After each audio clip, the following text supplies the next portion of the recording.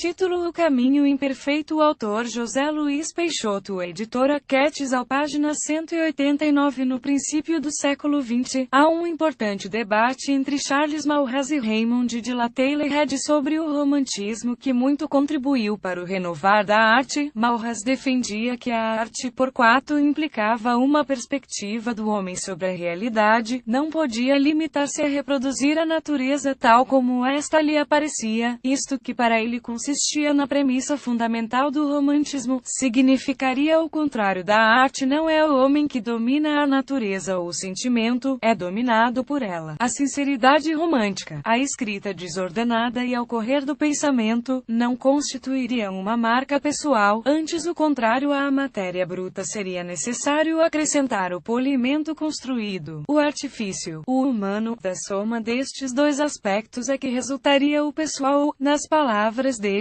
a essência do classicismo. Ora, a literatura de viagens pôde, durante muito tempo, relaxar neste princípio por causa da natureza da viagem, a míngua de quem viajasse, a simples relação de costumes, o registro de impressões, a sucessão de episódios pinturescos podiam causar um efeito no leitor que ultrapassava cada historieta. O exotismo, só por si, traria uma novidade que é hoje impossível. A literatura de viagens não mais pode consistir num caderno de caricaturas ou retratos fiéis dos mais variados abencerragens. Estes já são conhecidos por quem viaja. Ir à Pérsia ou à Amazônia já não é exceção nem proeza de monta. O problema, então, está em saber no que é que consiste a literatura de viagens de hoje, nos dias em que o capital do escritor em nada aumenta por viajar para a história dos países. Há historiadores, tratados etnográficos e crônica variada para estados de alma, aos diários, para reflexões ideológicas, à história das ideias ou uma qualquer espécie de filosofia comparada. O lugar é estreito. Peixoto, porém, também pouco faz por alargá-lo. Este livro vagueia entre Bangkok, Las Vegas e a nossa ditosa pátria. Dos países visitados, Peixoto vem com as histórias comuns dos visitantes, as proezas vaginais com bolas de ping-pong, a profusão de feiras, e uma outra de repórter em trabalho. Histórias de homens e mulheres comuns, não mais assinaláveis do que outras quaisquer, que não parecem escolhidas em função de nada. Perpetua o registro impressionista, mais ou menos demorado, em que se colhe o que vem ter conosco, sem tese ou objetivo. Há, claro, alguns pormenores tétricos, umas histórias sensíveis, na concupiscência emocional do costume. Esta escolha, porém, podia ser apenas uma sucessão de episódios, mais interessantes uns, menos interessantes outros, sem grande fio condutor, mas que de alguma forma captassem o ambiente das cidades. Acontece que José Luiz Peixoto insiste em repassar as suas impressões de viagem pela sua personalidade, de tal modo que todo o livro se torna uma espécie de longo passeio pelo seu melancólico coração, a Las Vegas da sua melancolia, igual no tom a Bangkok ou ao Alentejo. Ora, não haveria mal se Peixoto quisesse fazer um livro sobre si próprio. Aquilo que nos parece é que o vincar da personalidade, sobretudo numa toada monocórdica, não é amigo de um livro de impressões de viagem, em que se pede variações de cor, ou capacidade de distinção de ambientes. Mas, se o objetivo fosse criar um livro sobre a sua psicologia, impunha-se, em primeiro lugar, uma consciência desta mente que tudo igualiza. Além disso, mais profundidade no olhar sobre si próprio. José Luiz Peixoto é um escritor intimista, mesmo que deixemos de lado algumas opções mais insólitas, como o facto